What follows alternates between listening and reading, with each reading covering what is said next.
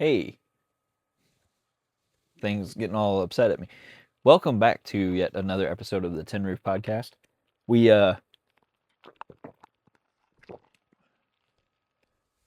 a few things to talk about. I don't want to keep you all for very long. Sorry, I needed a drink real quick, but we got a couple of things that I wanted to chit chat about.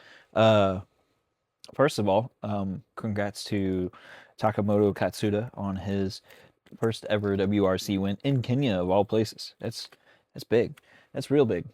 Uh, Probably one of the toughest rallies I've seen since I've become a fan. But man, just absolutely wild. Uh,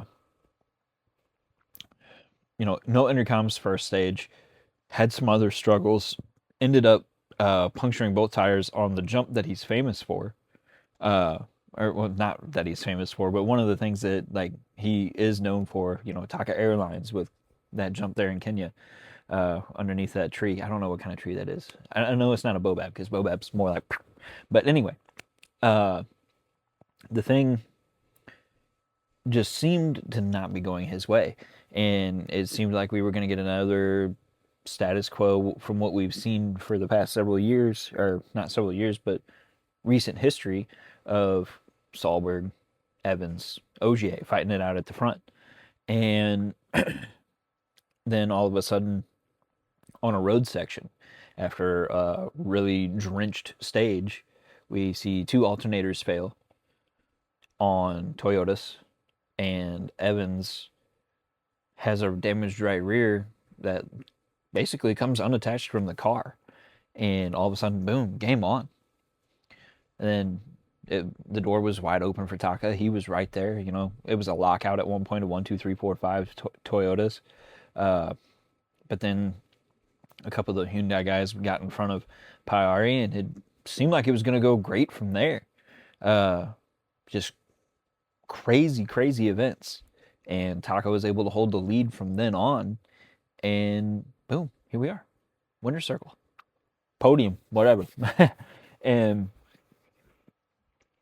super happy for him and Aaron Johnston. Absolutely amazing rally. They were able to hold it together. One of the very few cars that didn't have a retirement. It just really showed a lot as to how tough this particular rally was. But here in the States, we had our second event of the year, 100 Acre Wood, right here in Missouri. And I got to go Friday.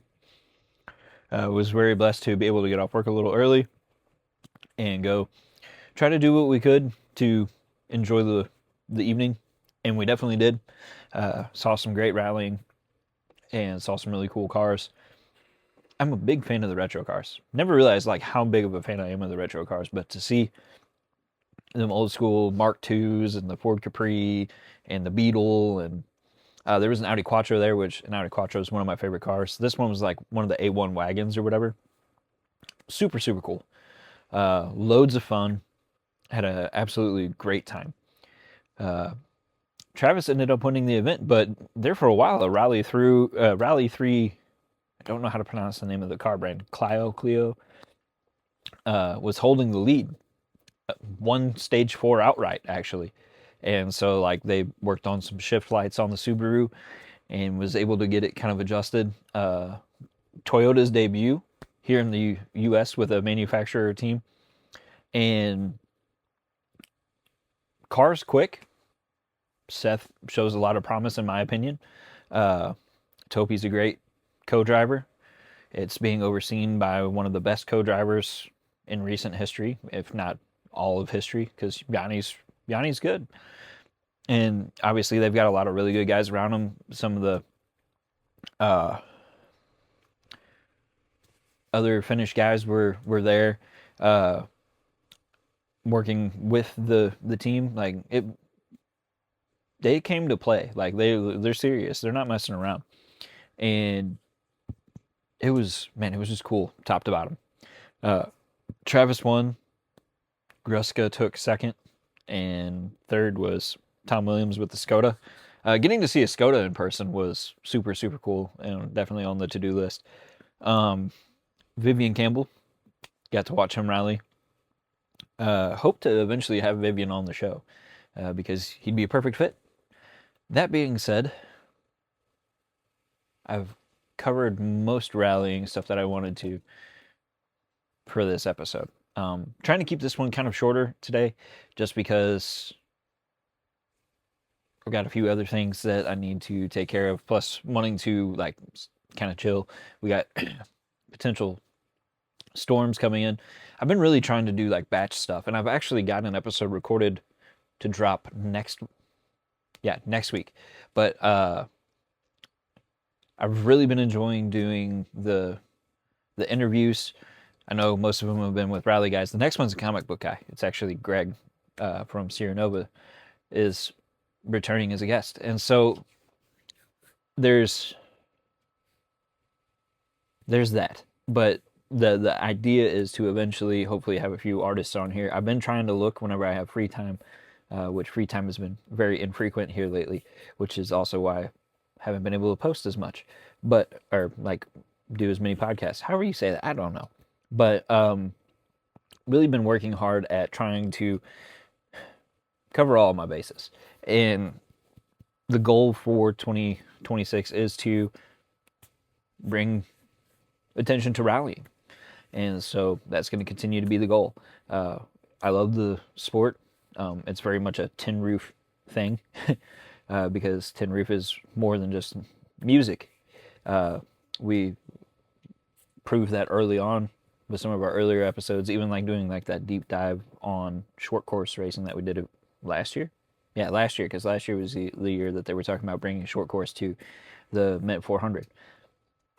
But yeah, motorsports is very much a part of this whole tin roof thing, as music is, wrestling is. Whenever we talk about professional wrestling, it's all things, I guess, redneckery, in a sense. And how you can't get more redneck than flying down back roads, going a million miles an hour.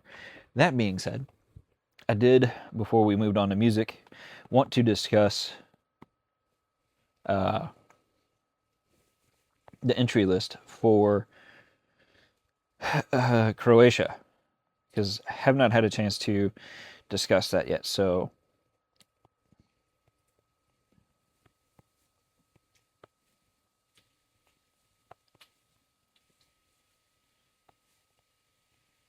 sorry, I'm not trying to be quiet, I promise. But I apparently can't do two things at once. I didn't even do it right that time. Okay. WRC Croatia. And you can go check this out for yourself. We've got a month before that event. Here we go. Itinerary.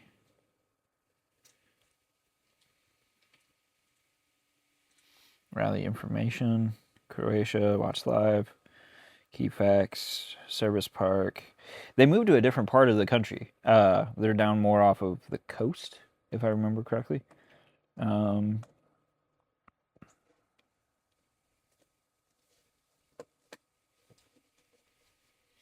not seeing the entry list, though. Normally it's like right here. Watch the rally, tickets, website, itinerary. I guess they haven't dropped the entry list yet, which is interesting. We do know, like it was confirmed today on the live stream of the last stage, that Hayden Paddon will be in the third Hyundai. So that's exciting if you're a Hayden Paddon fan. And it's going to be most of the usual suspects. I would imagine OGA is going to be there, which at this point kind of needs to be.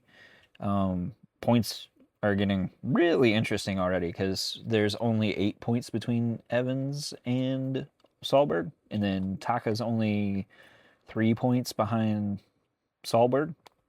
So Taka's already essentially a world championship contender, which, how cool is that? And the fact that we've had 3 rallies and 3 different winners, not the season I was expecting.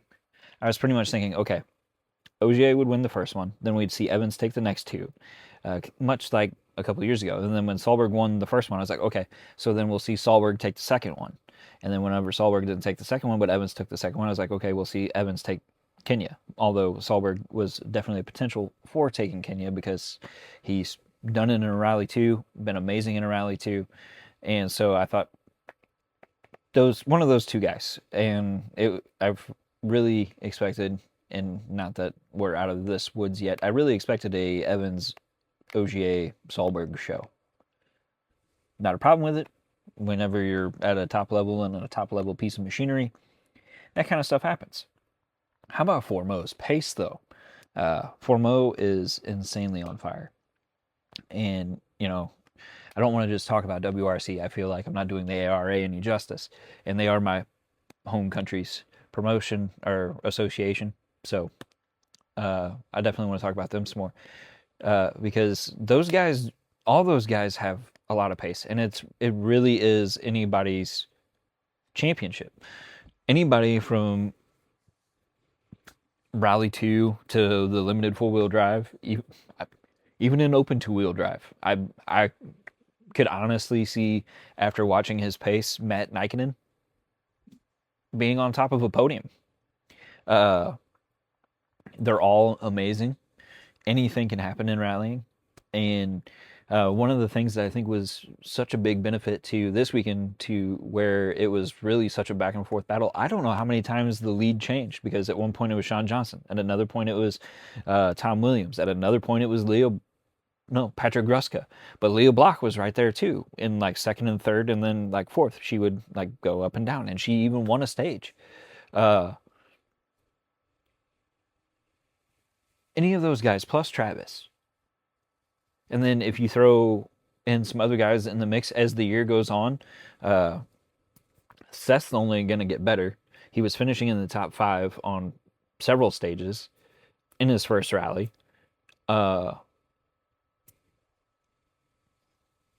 else? You don't know who else is going to show up, because we didn't know Tom Williams was going to come back to ARA until like right before 100 Acre Wood. So some guys can pop in and out and really disrupt the points too. And, can't rule out Mark. I don't want to say his last name because I'm afraid I'm going to butcher it. But there's definitely some guys up there towards the top that can just kill it. But let's talk music for a few minutes before we get going, because we haven't done much of that. I covered in a short video, if you hadn't seen it, did it on the TikToks, the Instagrams, and the Facebooks. Didn't do it on the YouTubes. But Colter Wall is dealing with some mental health stuff, and he had to take a break. And because of that, he's taking a indefinite hiatus from touring, essentially, is what it is. I think it's good, because if you're not doing well mental health wise, you're only hurting yourself if you're trying to continue on in the way that he was trying to continue on. And he even said that, he was like, I was trying to keep going, but I just seen that I was getting worse. Okay. So if you're seeing you're getting worse, you need to change what's going on. And so he did. And I definitely don't fault him, because I've pushed whenever I shouldn't have pushed for myself. Rest is extremely important, and that's part of the reason, on top of being busy, that I didn't put out an episode last week, was because I was busy, and whenever I had a couple of moments, it was like, I can feel it that I need to take a break. Not that there was very many of those moments, but it would have been a short, 10-15 minute episode, much like today's. But that being said, good on Colter. Still stream his music. Give him all the streams. Colter, if you happen to somehow see this, continue making music. Stay on the ranch. Be a cowboy. And just put out awesome tunes. I'll still play them. I don't get to go to very many live shows anyways. I'm just a big music fan, and a big fan of what I'm a big fan of, and that's why we're here. But speaking of being a big fan of things, anyways, to wrap that up, don't be too hard on Colter and still enjoy his music. But one thing that I was super excited about, there's been a couple of really good tunes that have come out lately that I've been a big fan of. First of all, Lamb of God's new album, Into Oblivion, is out. If you're like me and you're trying to avoid the explicit songs, about 50-60% of this album is not explicit. And it is really good. Matter of fact, my favorite song on there is called Blunt Force Blues. So something for y'all to think about and to check out if you are a fan of the heavy metals. Now, country-wise, Koe Wetzel dropped a amazing mixtape, and kind of the same situation. There's a few songs on there that are explicit, but there are a couple that are not, and one in particular is definitely a massive contender for why can't I see the search button? There it is. Okay. Because it was on the top part of like the best new releases or whatever. So the mixtape is called These Are Going Nowhere, a mixtape by Koe Wetzel. And so it's got Feel Better, Runaway, and Lonesome Dove, and Sweet Texas Strange that are not explicit. And honestly, man, Feel Better is just an absolute banger. I like the other ones too, like Lonesome Dove is really good. Runaway I liked a lot. But yeah, man, Feel Better is actually going to be featured in going to be the song for a cooking video here before too long, because it is just one of my favorites. The dude is just continuously making awesome songs. I definitely can't wait for his new album to come out. I think it's going to be called The Night Champion, and it's supposed to be released in like May, I want to say. But we've got that coming. He announced a tour, no St. Louis date. Come on, Koe. But lots of big things happening Koe Wetzel wise this year, as far as new music and touring goes. So that's exciting. I did see something on country. I wanted to look at the list of songs, and then I will let y'all go. But let's see, new releases. Gavin Adcock has a Country Never Dies. Okay, so I thought that this was this one. So it's a cover album, and this is what the description on Apple Music is. Gavin Adcock shines a spotlight on classic country music on this compilation, a collection of covers curated by the up-and-coming iconoclast that features contemporary stars tackling some of the genre's best-loved songs. Adcock himself kicks off the album, serving up a rowdy, faithful interpretation of Waylon Jennings' Only Daddy That'll Walk the Line. Ashley Cooke gets groovy on the Glenn Campbell tune Southern Nights, which gets a healthy dose of soul from the rising star.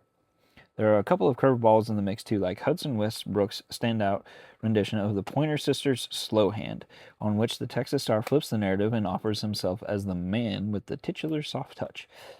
Adcock bookends the project with closer Mama Tried, the famous 1968 Merle Haggard song that has since taken on a life of its own. Other artists on Country Never Dies include Laney Gardner, Vincent Mason, and Jake Worthington. So pretty cool album, and honestly, I haven't had a chance to listen to it yet. I will give you my opinion very soon. I may tack it on the back end of the interview with Greg next week. That's going to be dropping. Yeah, so very cool things coming up in the near future, and I'm excited about it, and very cool things going on right now. Lainey Wilson has a new song, Can't Sit Still. So plenty of good stuff out there to check out. That being said, what a week. Can't wait for next week, because obviously there will be new music, more news going on and whatnot that I can share with you in the near future. hopefully you're enjoying the interviews. Hopefully you're enjoying these solo episodes. I mean, you guys got to be enjoying something because y'all keep coming back, and I appreciate that. That being said, happy Monday to you. Go crush it. We will see you all right here next week under this tin roof.